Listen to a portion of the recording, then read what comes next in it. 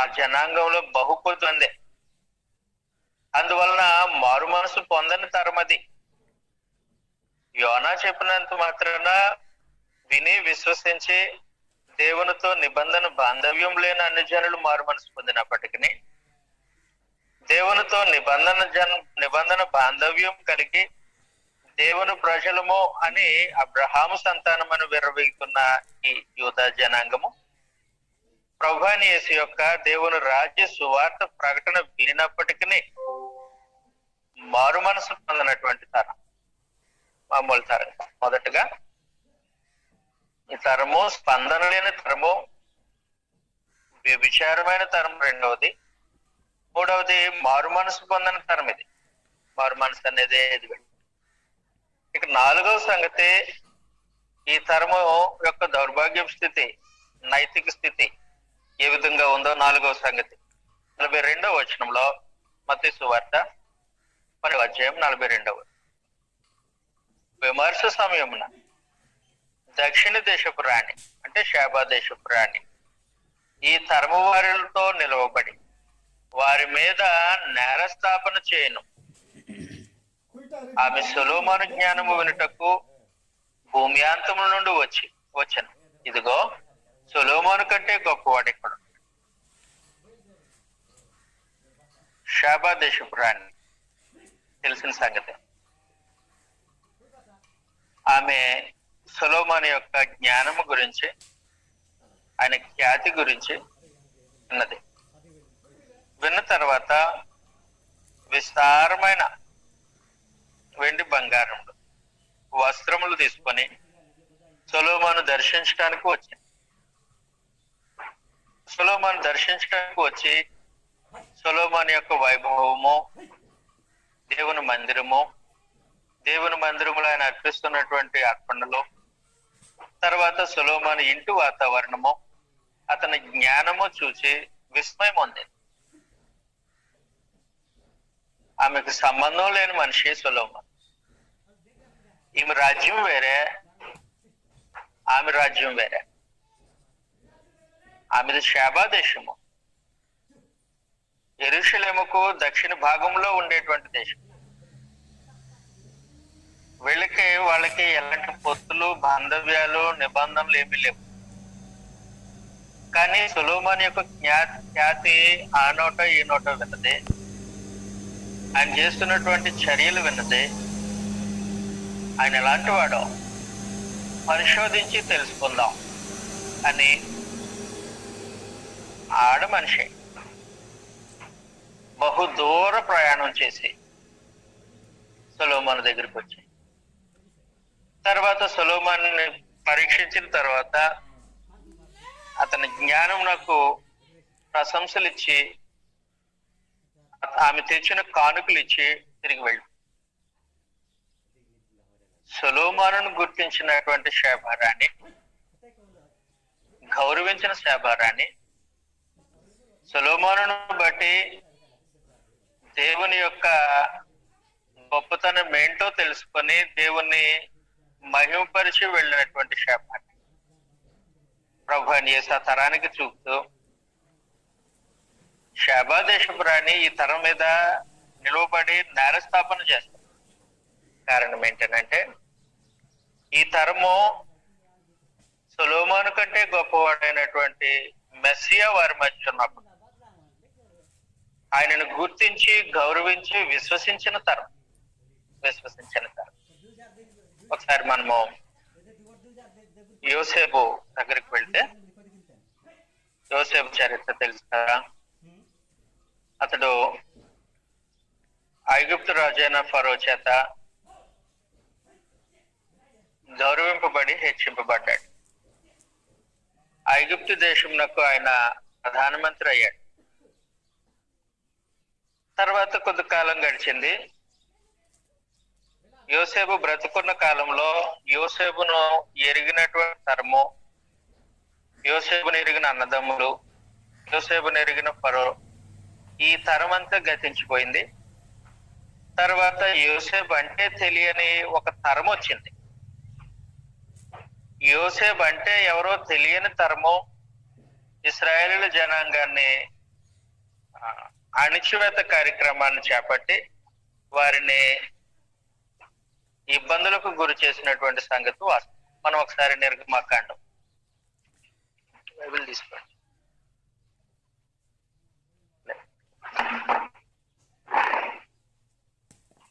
నిర్గమాకాండం మొదటి అధ్యాయం 6వ వచనంలో యోసేపును అతని అన్నదమ్ములందరూ ఆ తరము వారందరూ చనిపోయారు అన్నాడు. కాబట్టి ఆ తరం యోసేపుతో ఉన్నటువంటి తరం చనిపోయారు. 8వ వచనంలో అప్పుడు యోసేపును ఎరుగని క్రొత్త రాజు ఐగుప్తు నేలనారు. కాబట్టి యోసేపు ఎవరో తెలియని ఒక క్రొత్త రాజు వచ్చి ఐగుప్తు నేలనారు.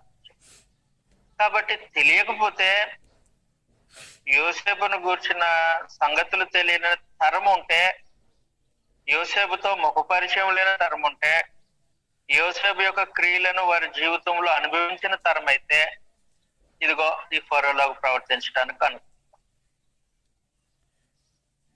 కానీ ప్రభు అయిన యేసు తాను శరీరధారిగా భూమి మీద జీవించిన కాలంలో ఆయన చేస్తున్నటువంటి క్రియలు అనుభవిస్తున్న తరం, ఆయన చేస్తున్నటువంటి కార్యక్రమాలు చూస్తున్న తరం, ఆయనను గూర్చినటువంటి సంగతులు లేఖనాలు ఏం తెలియజేస్తున్నాయో ప్రతిదినము చదువుతున్న తరము, ప్రతి విశ్రాంతి దినాన్న బోధింపబడుతున్న తరం.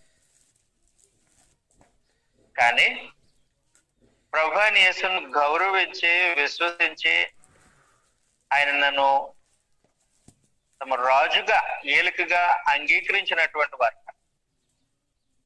అందువలన షాబా దేశపు రాణి వీరి మీద నేరస్థాపన చేస్తుంది అని చెప్పాడు. కాబట్టి ఈ తరం ఎలాంటి తరం అని అంటే అన్ని జనుల చేత కూడా వారి మీద నేరస్థాపన చేయించుకునే తరం అది, మామూలు తరం కాదు. వారి నైతిక స్థితి అలాంటి భయంకరమైనటువంటి స్థితి. యోసేపును ఎరగని ఐగుప్తు రాజు ఎలాగో ప్రవర్తించాడు. కానీ మెస్సియా వారి మధ్యలో నివసిస్తున్నటువంటి రోజులు అవి. వారి మధ్యలో ఆయన తన ఏలుబడిని కొనసాగిస్తున్న రోజులు అవి. ఈయన మెస్సియా అని పరమదేవుడే, సాక్షాత్తు పరమదేవుడే వారి ఏదైనా సాక్ష్యాన్ని పలికిన రోజులు అవి. ఆయన బాప్తిస్మం పొందినాడు. ఈయనే మెస్సియా అని ప్రభు అయిన యేసు చేస్తున్నటువంటి కార్యక్రమాలు 100% రుజువుపరుస్తున్న రోజులు అవి. అంతేకాదు వారు తమ వాడుకు చొప్పున ప్రతి విశ్రాంతి దినం గ్రంథంలో చదువుతున్న లేఖనాలు, అలాగే ప్రతి విశ్రాంతి దినాన సమాజంలో బోధింపబడుతున్నటువంటి వాక్య సారాంశం ఈయనే మెస్సియా అని రుజువుపరుస్తున్న రోజులు. చదువుతాం మనము ఒకసారి యోహాను సువార్త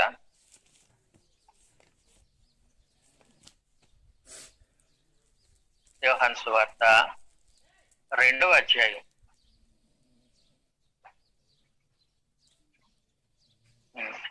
5వ అధ్యాయం 36వ వచనంలో మనం చదివితే, వీళ్ళు అభ్యంతరపడటానికి ఏ మాత్రమో అవకాశం లేని పరిస్థితులు ఆ తరములో ప్రదర్శింపబడుతుంటే ఏ మాత్రమో లక్ష్యం జనాంగం వెళ్ళు. అందుకోసం యోహాను సువార్త 5:36. అయితే యోహాను సాక్ష్యము కంటే నాకు ఎక్కువైన సాక్ష్యము కలదు. అదేమనినా, నేను నెరవేర్చుటకై తండ్రి ఏ క్రియలు నాకు ఇచ్చినో నేను చేయుచున్న ఆ క్రియలే తండ్రి నన్ను పంపి ఉన్నాడని నన్ను గురించి సాక్ష్యం ఇచ్చుచున్నారు. కాబట్టి నేను చేస్తున్న క్రియలు నేను మెస్సియాను, తండ్రి నన్ను పంపాడు అనటానికి సాక్ష్యం, మొదటి సాక్ష్యం. వారి ఎదుట ప్రదర్శింపబడినటువంటి రుజువులు అవి. 2వ సంగతి 37వ వచనం, మరియు నన్ను పంపిన తండ్రియే నన్ను గురించి సాక్ష్యం ఇస్తూ ఉన్నాడు. నేను చేస్తున్న క్రియలు సాక్ష్యము, నన్ను పంపిన తండ్రి కూడా సాక్ష్యం ఇస్తూ ఉన్నాడు నన్ను గురించి. ఇక 3వ సాక్ష్యము 9వ వచనం, లేఖనముల యందు నిత్య జీవము కలదని తలంచుచు వాటిని పరిశోధించుచున్నారు. అదే నన్ను గూర్చి సాక్ష్యం ఇస్తూ ఉన్నాయి. కాబట్టి లేఖనాలు సాక్ష్యం ఇస్తూ ఉన్నాయి. ప్రభు చేస్తున్నటువంటి కార్యక్రమాలు, ఆయన మెస్సియా అనటానికి సాక్ష్యము, తండ్రి అయిన దేవుడు ఇస్తున్నటువంటి సాక్ష్యము, ఈయన మెస్సియా అనే సాక్ష్యం. లేఖనాలు, ప్రతి విశ్రాంతి దినాన లేఖనాలు చదివే అలవాటు యూదులకు ఉంది సమాజం అంతా. ఆ లేఖనాలు కూడా ఈయన మెస్సియా అని సాక్ష్యం ఇస్తున్నప్పటికీ ప్రభు అయిన యేసును విశ్వసించి ఆయన వైపు తమ మనసులను తిప్పుకోవటానికి ఇష్టపడిన తరం అది, మామూలు తరం. ఎంతటి భయంకరమైనటువంటి తరమం. విన్నది సమాచారం చూడలే. శాబాదేశపు రాణి సొలొమోను విన్న సమాచారాన్ని బట్టి దేశాంతరాలు ప్రయాణం చేసుకుంటూ వచ్చి సొలొమోను ముఖ దర్శనం చేసుకొని సంతోషించి వెళ్ళిపోయింది. ఈ సమాచారము, ఈయన మెస్సియా అనే సమాచారం చెవితో వింటున్నది కాదు, వాళ్ళ కళ్ళతో చూస్తున్నది. వారు పరిశీలనగా తెలుసుకోవటానికి అనుకూలమైన పరిస్థితుల్లో ప్రభు యేసు వారి మధ్య శరీరధారిగా జీవిస్తున్నటువంటి రోజు. అయినా సరే ప్రభును అందించని దుష్టతరం అది. ఆ తరం యొక్క దౌర్భాగ్యపు పరిస్థితి. అలాంటి తరం అది. మత్తయి సువార్త 23వ అధ్యాయంలో ఇలాంటి తరమును గురించి ప్రభు మాట్లాడుతూ, ఈ తరం ఎలాంటి తరం అని అంటే, మత్తయి సువార్త 23వ అధ్యాయం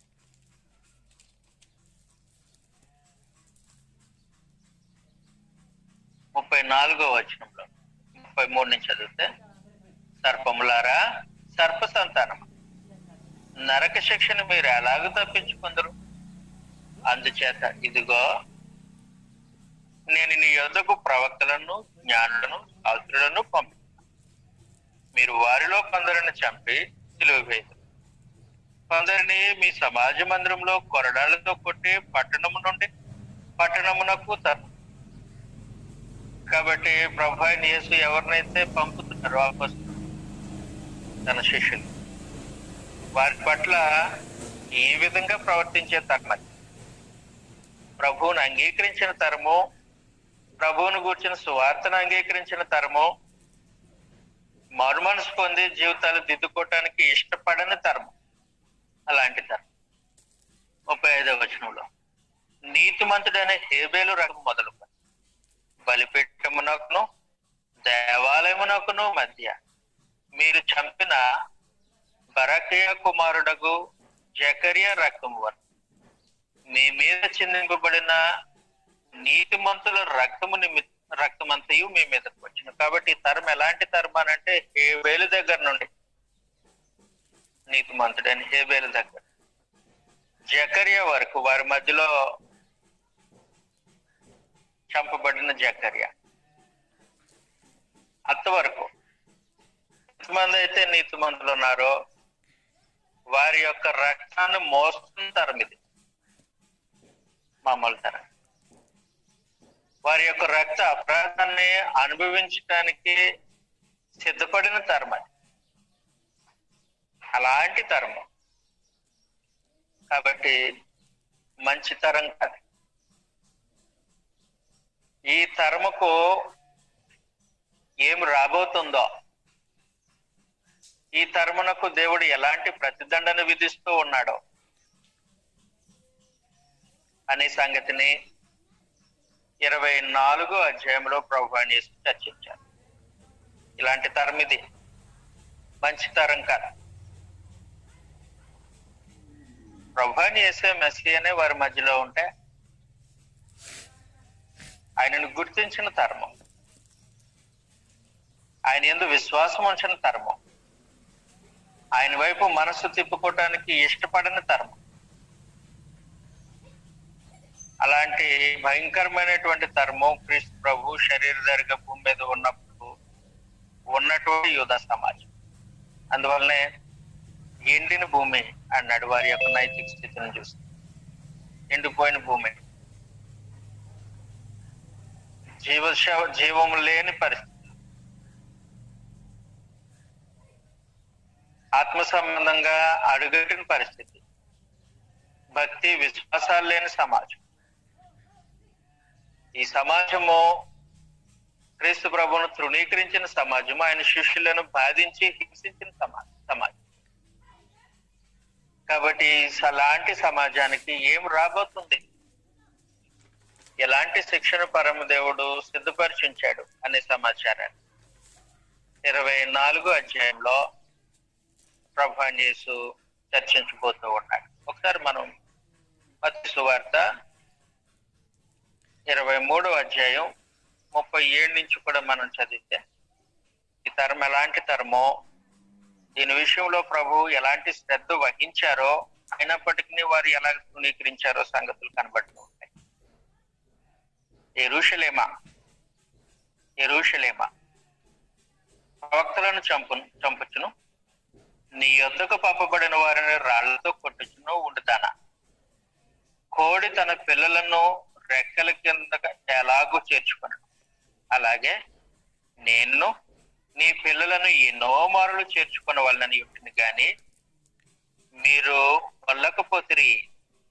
ఎన్నోసార్లు కోడి తన రెక్కల కింద పిల్లలను చేర్చుకున్నట్లుగా ఈ యెరూషలేమును చేర్చుకోవాలనుకున్నాడంట. కానీ వాళ్ళు ఒప్పుకోలేదు. ఈ తరానికి ఏం సంభవించబోతుందో 24వ అధ్యాయంలో ప్రభు తెలియజేస్తూ ఉంటాడు. 24వ అధ్యాయము 34వ వచనంలో, ఇవన్నీ జరుగు వరకు ఈ తరము గతింపదని నిశ్చయముగా మీతో చెప్తాను. ఇవన్నీ జరుగుతాయి.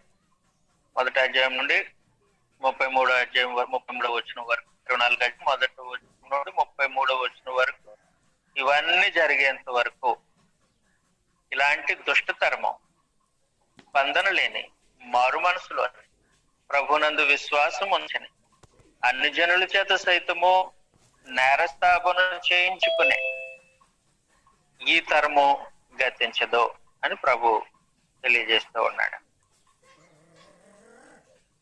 కాబట్టి 24వ అధ్యాయం మనము వరుసగా ఆలోచన చేస్తాం.